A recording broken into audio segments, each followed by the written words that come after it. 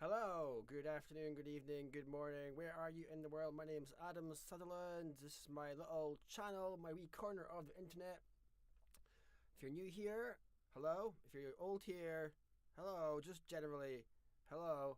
And I'm a tune writer, fiddle player from Scotland, and I've decided to devote a wee hour of my life every Thursday to sharing what I know so far about tune writing, like Strathspeys, reels, Scottish music, Irish music, Scandinavian music, just music with a tune, with a kind of traditional music slant.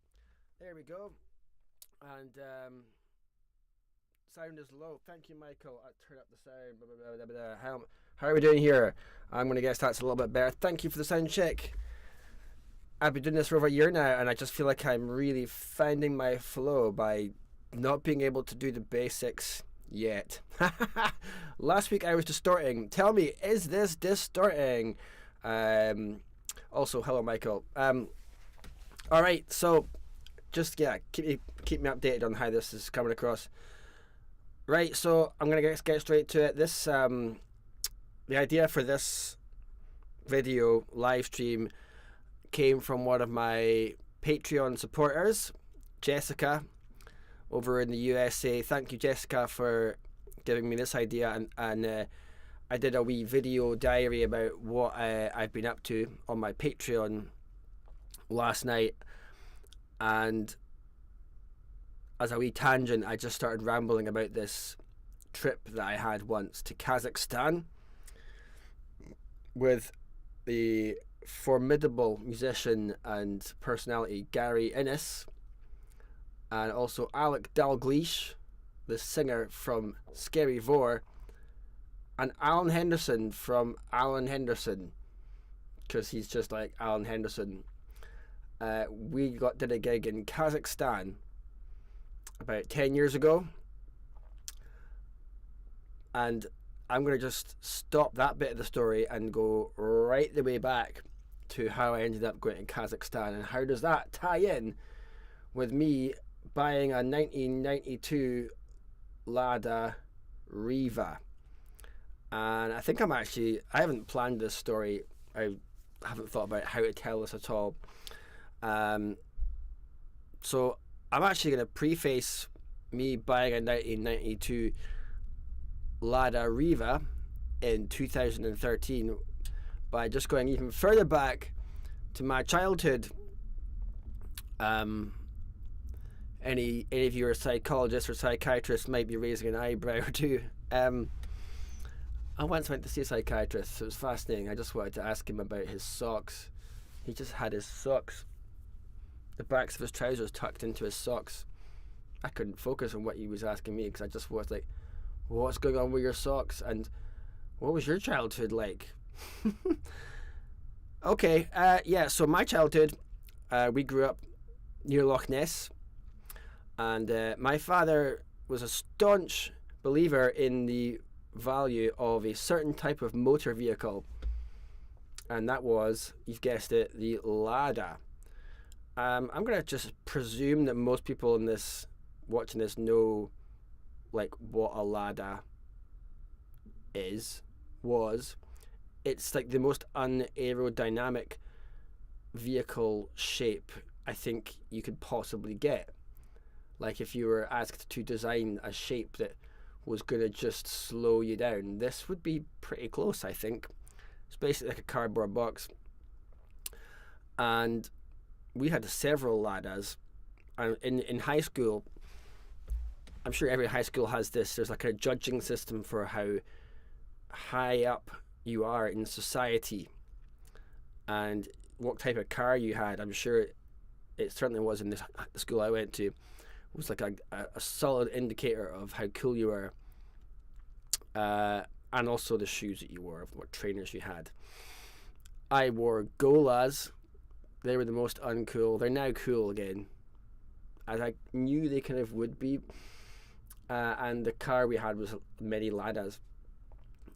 And I am not in any way denigrating my upbringing. I had a very, very privileged upbringing, living in the middle of nowhere in the hills, just surrounded by nature with two very loving parents and just a lot of very fortunate stuff, which I'm very grateful of. And I wasn't in any way annoyed that we had Lada cars, even when our Lada broke down outside the school gates as we were getting dropped off for school one day with hundreds of kids pouring in. My siblings and I had to get out and push start the Lada. You can imagine the level of amusement that that caused. And for me, I just felt grateful because it made it really crystal clear that none of those people who were laughing at us were people that I wanted to include in my life. And I was just grateful. I was like, cool, thanks for making that clear. None of you guys are people that I think I'm going to be looking up to or trying to gain the respect of anytime soon, if that's your level of judging. So I was grateful. And looking back, I think these were kind of like formative experiences. Also, I think my dad is and was just quite unmoved by the opinions of others in certain ways. Like, he knew it was an uncool car, but he's just like, don't care. So fast forward to, I'm 32 years old at this point in the story. I'm not 32 anymore, but I was 32. And how did this begin? Okay, so I'm in a bar in Vienna with John Somerville, one of my favourite tune writers and humans, from the other side of Loch Ness from me. Me and John Somerville are drinking beer in a bar in Vienna, and we've been out teaching at a fiddle camp, a music camp in Österreich in Austria, for a lovely chap called Paul Dangle and his team, and Clara, and they had us out, and we'd done that, and we were out drinking in this bar before we got our flight home the next day. And I don't know how we started talking about Lada cars. I think I was just having a reminisce, and I think John might have done this thing where he went on Gumtree. I don't know if Gumtree is still a thing, or if you're in a part of the world where Gumtree ever was a thing, but it's kind of like eBay. It's like a site, or was a site, for people to just sell stuff that they no longer have. So we're talking about Ladas, and John's like, I bet you can buy one now, like for really cheap. And that's where I think I started getting excited, because I just realized, whoa, I could just be cutting about Glasgow, which is an expression in Scotland for travelling around. I could be cutting about Glasgow in a Lada. Oh yeah. I think, and a lot of folk would probably say this was way off and mistaken, but nonetheless, this is what I thought. I thought that would be cool. Oh my goodness me. Can you imagine? So 2 minutes later, John shows me his phone. Gumtree. There's a Lada for sale. And I think in my mind, and I read recently that we make decisions in our subconscious long before we think we make them in our conscious mind. And I think in this case, I had already decided that I was buying it, and it was just, all that was to be done was the underrated art of justifying to yourself and to anyone else the decision that you've already made. So I think I'd already decided that I was going to buy one. And yeah, John was like, I found a Lada for sale. Where is it? It's in Kent. Now, I don't know how good everyone's geography here is of the British Isles, but Kent is at the bottom, pretty much. And it's nowhere near anywhere in Scotland, because Scotland's the top. Even the bottom of Scotland is far away from the bottom of England. So it was looking like not being particularly easy, except John and I still play, we don't do gigs very often, played in a band who had a gig the next weekend in London. The band was called The Treacherous Orchestra. You can find us on all the streaming platforms and stuff like that, and YouTube.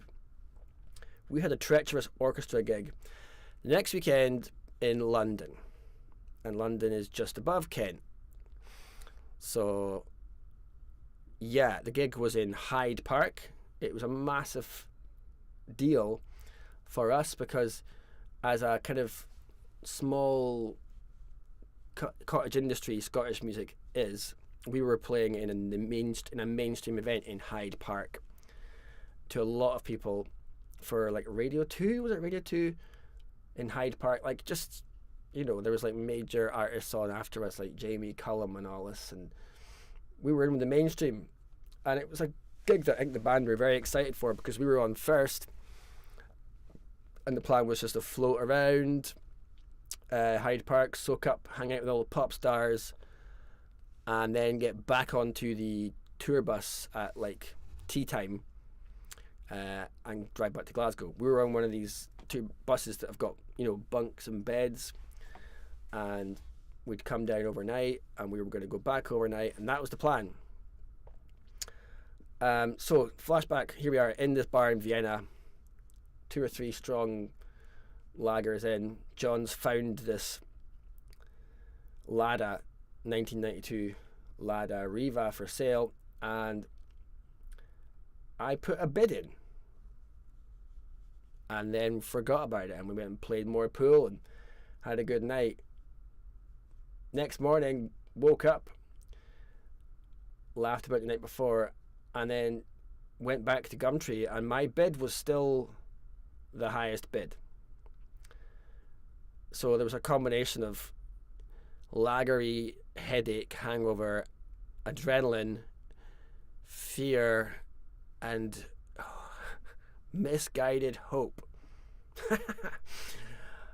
And yeah, that's what happened. And then my bid remained the highest, £200 I think I'd put on it, and I won it. Yeah. Then we flew home that day, and this is where the tune comes into this, because the night before we were due to go down to London in this tour bus, I dreamt the opening phrase of this tune, and it can only be described as an anxiety dream, because in the dream I was in a theatre backstage, and you know, if you're like in a theatre, you've got these big thick curtains. I was trying to find the stage, and I had been announced on stage in this dream, and they were just waiting for me, and I was just pulling my way through thick curtains, unable to get out of the curtains, unable to find myself on stage, whilst this repeated phrase, I haven't got my fiddle out, I might have to sing it, like,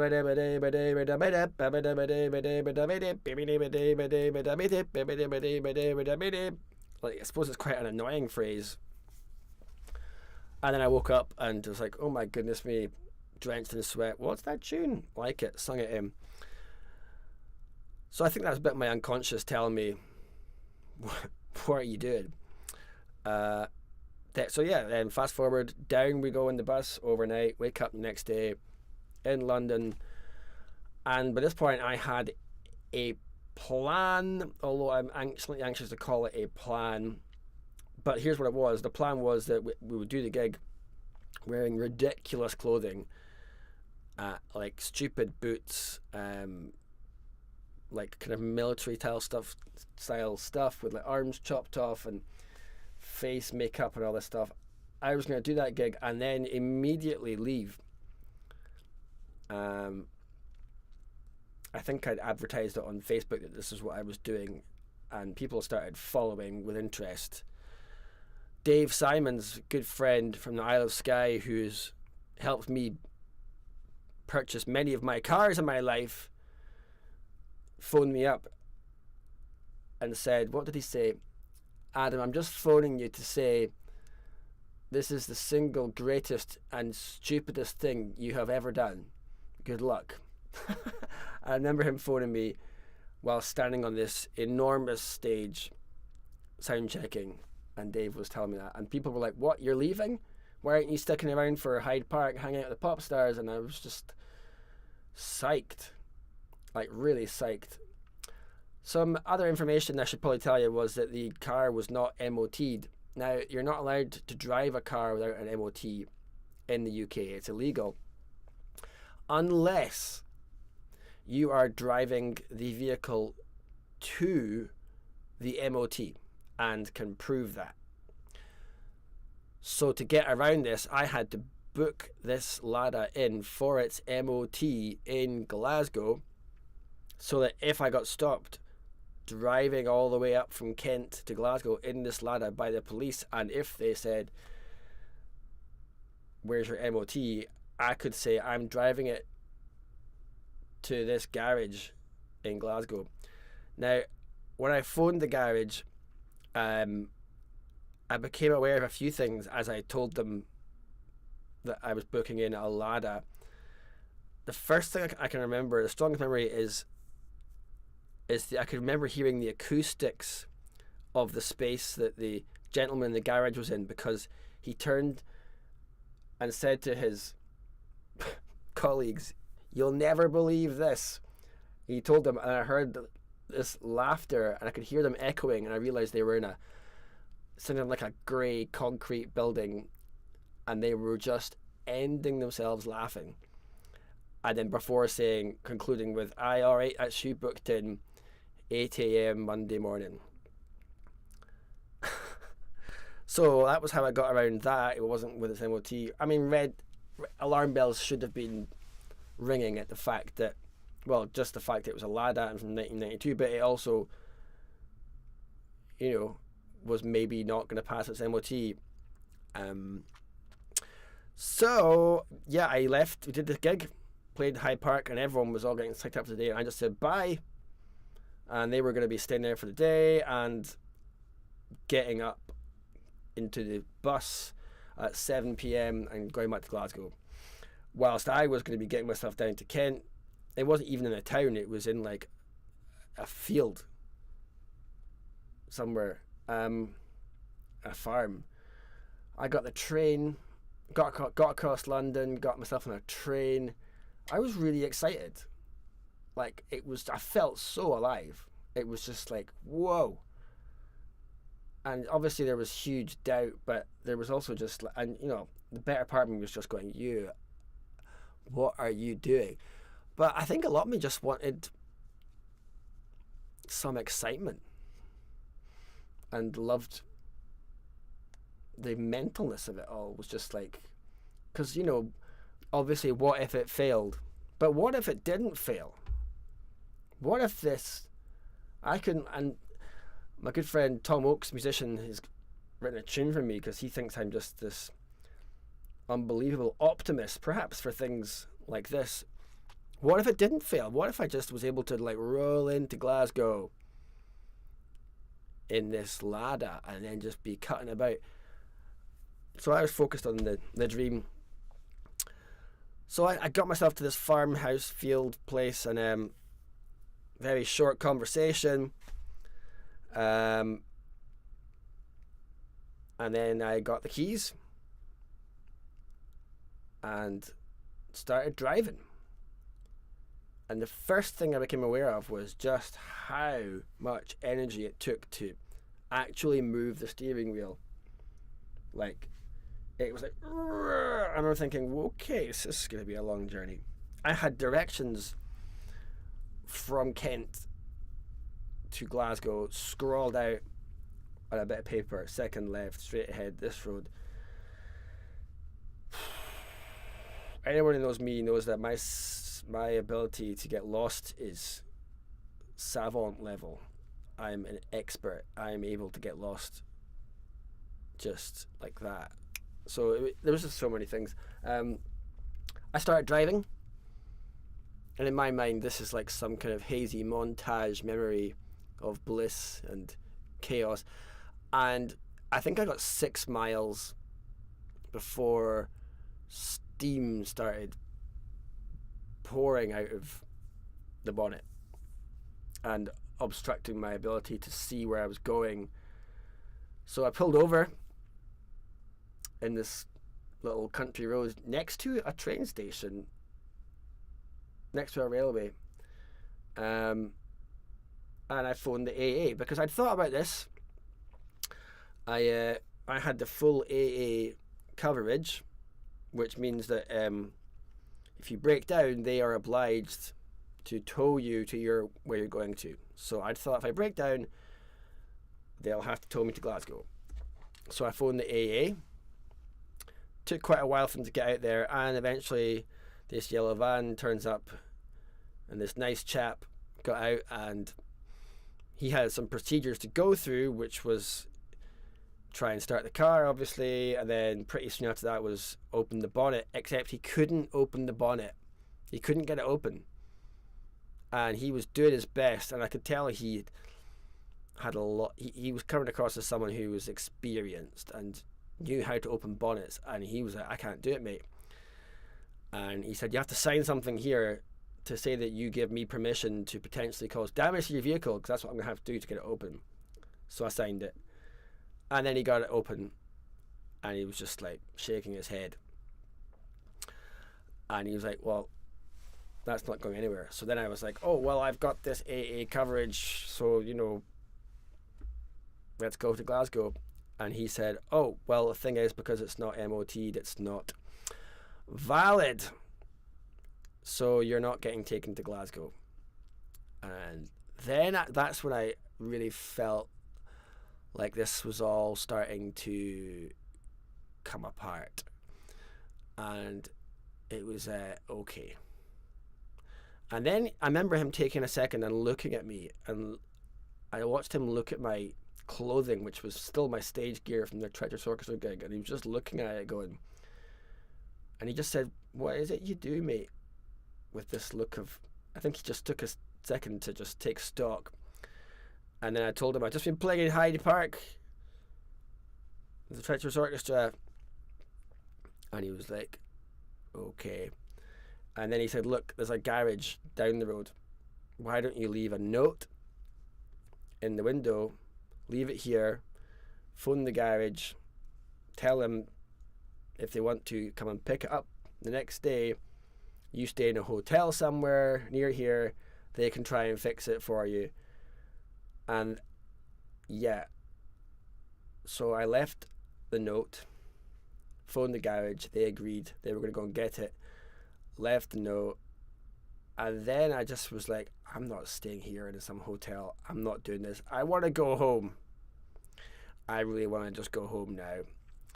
And so I got a lift to the train station and got this bullet train back into London, and all I could think of was, what time is it? It's 5 p.m. Can I get on that bus and just, can I do it? So I got to London, got a taxi across London to Hyde Park, got to where the bus was, and it wasn't there. And I knew it was leaving at 7 p.m. on the dot, and it was 10 to 7.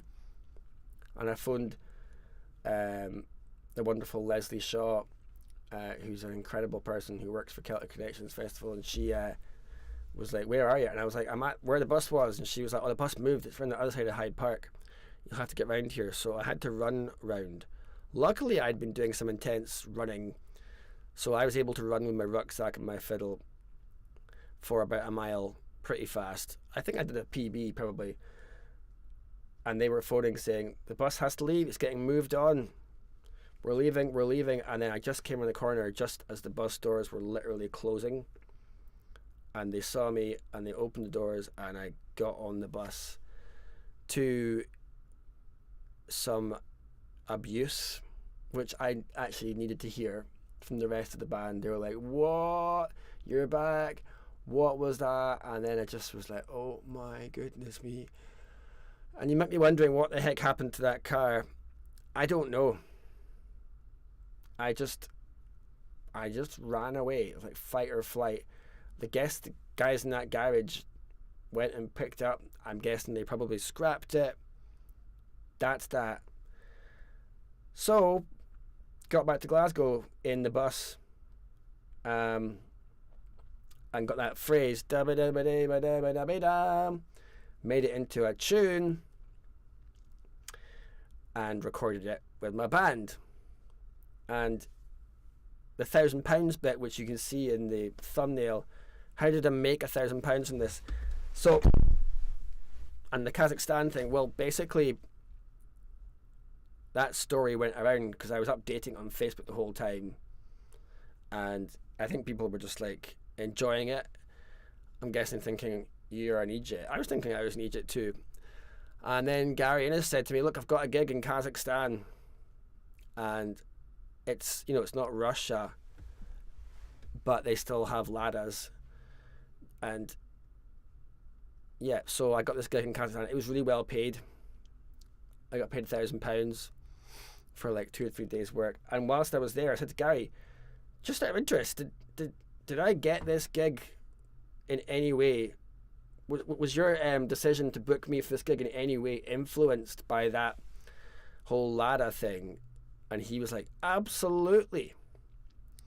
Because he'd been one of the people who'd been commenting and enjoying the story the most in real time. He's like, I loved that. So I guess it was insane and mental, but also it ended up earning me some money. I guess you could say I paid £200 for the car, a train fare, so maybe not £1,000 profit, but maybe like I came out of that 700 quid better off. I don't know if Gary was going to book me for that. That's it. That's my story. And I guess I'm a lot older now. I'm currently 46 and I was 32 then, and that's just like, I guess that's before my diagnosis of ADHD. And I don't want to like what's the word, just like put everything that I've done in my life down to having ADHD, but it's partly in the mix there. Impulsivity, hyper focus, need for excitement, but yeah, I wouldn't do it again, but I also have no regrets. And now here I am telling you about it like a decade and a half later. And now I'm going to look at some of the comments that I have seen coming in. So hey, Ryle Atkinson, why do Ladas have heated rear windows? To keep your hands warm when you're pushing it. Yes, that's fair. Bring it on. Eric says, evening all, you're actually practicing tonight. Well, good for you, Eric. Practicing there. That's it. I thought I might finish off by just playing you. Oh wait, I'll find can I find the photos quickly? Is that possible? They're in the thumbnail, but I feel like I should maybe just like see if I can find them. Let's see. Can I find these photos in real time? Yeah. And if you have any questions or comments about the daftness of that, I wouldn't blame you if you were just like, what the heck? But also, I just feel like this is me. This has been my life. This is what I have done. And I'm not saying everything I've ever done has been like the right thing. I never will. But I don't know. I feel like we live in a world where people try and just paint everything they've done as being perfect. There's just no way I could get away with trying to say what I've done as being perfect. Okay, here we go. Let's see. Here's one photo. Where is that now? Is that on your screen? Let's see. Can you see this? This is her. This is the original photo. Which, you know, I can see how that's... you would want to buy that. Wouldn't you? That's it. Looking very shiny and beautiful. And, you know, let's see if I can get some other images. Is there another one? Let's see. I think there's another one somewhere. Let's see. Is this one? Yeah, this is it. Let's see. Can you see? this one now as well. That's it. Look at her. Isn't she just glorious? Yes, she is. Another comment from Mark M718. Did that model have the FM radio? I think it must have had a radio. It was like 6 miles. It's such a short amount of time, and I guess I was like dealing with the steering wheel and lots of other stuff. So I wasn't really concentrating that well. But yeah, I'm going to finish off by playing you my track, which recorded with my band. So Ian Copeland on the drums, John Spears on the bass, Mark Clement on guitar and co-producing, John Somerville on the accordion, and Hamish Napier on the keys. And these guys put some awesome chords and groove together. So please let me know if this is not coming through. I think it should be, but I'm going to hit play in a second. And I would, yeah, it would be cool if you could let me know if this is not working. So I'm going to just share this. This is my little Bandcamp page. Please feel free to check out my Bandcamp. And all of that. Also come and say hi on Patreon. It's like, yeah, I have to thank Jessica for coming up with this idea in the first place, for like me doing this as a thing. So I'm going to hit play and you'll hear the Lada and the Northsider. Actually, the second tune is called Northsider, and that is written for John Somerville, who was, I can't really blame him for this, but I feel like blaming him for this just in part, just for the crack. John Somerville, back in that bar in Vienna, who found the original Lada. So this tune is written for him, the Northsider, which refers to him being from the north side of Loch Ness. So I'm going to hit play. Please let me know if it's not working. Apart from that, I will just hit play and listen to the track, and then I will say goodbye. So thank you all for tuning in. Thank you, Michael Bishop. Thank you, Ryle Atkinson, Eric Davidson, Mark M718, and everyone else who's watching but just not commenting. And if you're in the future, thank you for tuning in. My name is Adam Sutherland. This is my YouTube channel, Ergy Music. And this tonight was a first where I just basically tell you the story about the tune. Let me know if you've written a tune or a piece of music and named it after something that you did or happened to you. Also, the artwork, by the way, is by Sorley MacDonald, which I just think is beautiful. Please go and check out my Bandcamp. Please come and see me on Patreon. I would love to see you there. Apart from that, I'm going to hit play, and hopefully this is going to work. Let's see.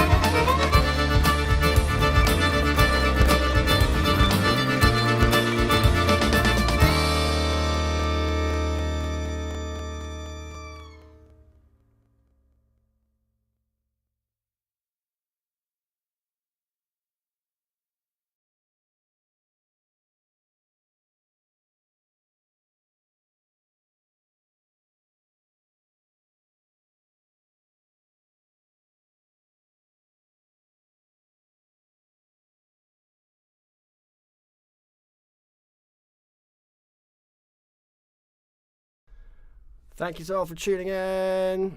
I'm Adam Sutherland. It's been a journey tonight. Appreciate your support here, and just want to say thank yous. And I'll be back next Thursday with who knows what. And so bye. Bye. Let me see. Does this work? Okay.